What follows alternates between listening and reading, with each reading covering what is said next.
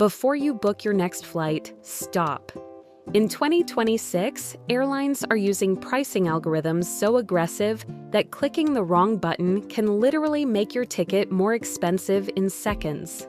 Most people trigger higher prices without ever realizing it, and it can cost you hundreds of dollars on a single trip. Today, I'm going to show you exactly how airline pricing really works, the booking window that saves the most money, and one controversial trick frequent flyers use that airlines absolutely hate. If you travel even once a year, this video could save you more money than anything else you watch this month. So before you open another tab, hit the subscribe button, like this video, and share it with someone who travels, because what you are about to learn can change how you book flights for the rest of your life. Let me start with something that genuinely shocked me. I once watched a flight jump nearly $300 while I was still on the checkout page. Same flight, same seat, same day. The only thing that changed was time. That is when I realized flights do not have a fixed price at all. Airlines use dynamic pricing, a constantly shifting algorithm that recalculates fares based on dozens of signals at once. When you search, how often you search, what device you use, what competitors are charging, and whether demand is rising at that exact moment. The result is a price that can change multiple times per hour, sometimes while you are still deciding. And this leads to the first mistake almost everyone makes. They find a price they like, think about it for a few days, then come back expecting the same number.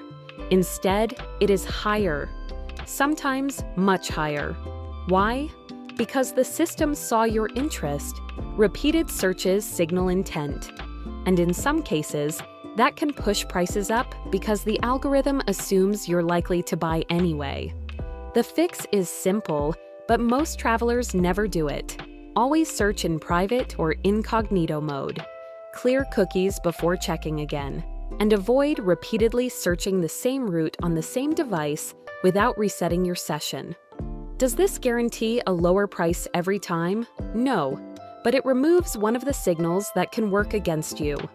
Now, let's talk about where the real money is saved. Timing. There is something called the booking window, and hitting it correctly can make a massive difference. For domestic flights, the sweet spot is usually 1 to 3 months before departure. Too early, and airlines charge a premium because demand is uncertain. Too late, and prices spike because seats are disappearing. But in the middle is a pricing valley, a period where airlines are competing to fill seats before urgency kicks in. For international trips, that window expands, typically 2 to 6 months ahead, depending on the destination and season. Summer flights to Europe? Book early, before everyone else starts planning vacations. Traveling during shoulder season? You have more flexibility and prices may drop closer to departure. Anyone who tells you there is one magic day to book flights is oversimplifying a system that is far more complex. Which brings us to the famous Tuesday myth. You have probably heard that Tuesday is the cheapest day to book flights. That used to be true years ago when airlines released sales on Monday nights and competitors matched them Tuesday morning. Today, pricing updates happen constantly, sometimes every few minutes. The day you book matters far less than when you travel and how you search. And this is crucial. Flying on Tuesdays, Wednesdays, and Saturdays is usually cheaper because demand is lower. Mondays and Fridays are expensive because business travelers dominate those days. Sunday evenings are often brutal for the same reason. If you can shift your departure by even one day, you can sometimes save $50 to $100 each way. On busy routes during peak season, the difference can be even larger.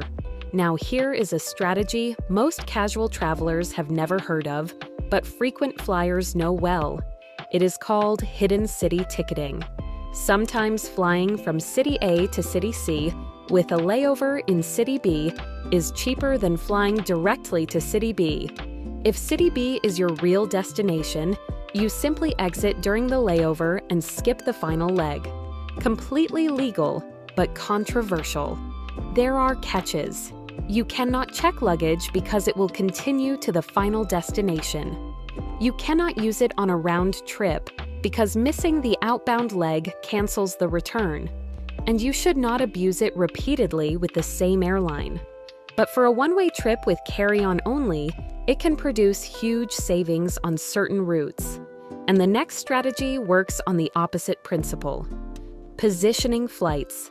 Sometimes the cheapest international ticket does not depart from your home airport. It leaves from a major hub a short domestic flight away. For example, flying from a smaller city to Tokyo might be expensive, but flying from Los Angeles or New York to Tokyo could be dramatically cheaper. A short separate flight to that hub, with plenty of buffer time, can still result in significant overall savings. Yes, there is some risk with separate tickets, but many experienced travelers use this method regularly. Now let's talk about a psychological trap airlines rely on. It is called the anchoring effect. The first price you see becomes your reference point. So when you later see a slightly lower price, it feels like a deal, even if that original number was inflated. The way to protect yourself is to track prices over time before buying. Fare Alert tools do this automatically. You set your route and target price, and the system notifies you when fares drop. No obsessive refreshing, no guesswork, just data. I have linked the exact tools I personally use in the description. Most of them are free, and they can completely change how you book flights. There is one more mistake that even experienced travelers make: buying the absolute cheapest ticket without checking flexibility. Basic fares often have strict rules. Changes can cost more than the ticket itself. Many airlines now offer flexible options for only a small additional fee, which can be worth it if your plans are uncertain. Always look at what you are actually buying, not just the price tag. Because at the end of the day, booking flights is not a simple purchase. It is a game.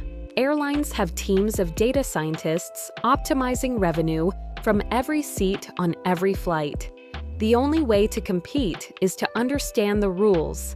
Know when to search, how to search, what signals to avoid, and which strategies give you leverage. If you apply even half of what you learned today, you will book your next flight very differently, and your bank account will notice. Before you go, I have put together a step-by-step system that shows exactly how I find deeply discounted flights year-round. If you want the full method, check the masterclass linked below. And if this video saved you money, or will save you money, hit the subscribe button, like this video, and share it with someone who keeps overpaying for flights. Future, you will be glad you did.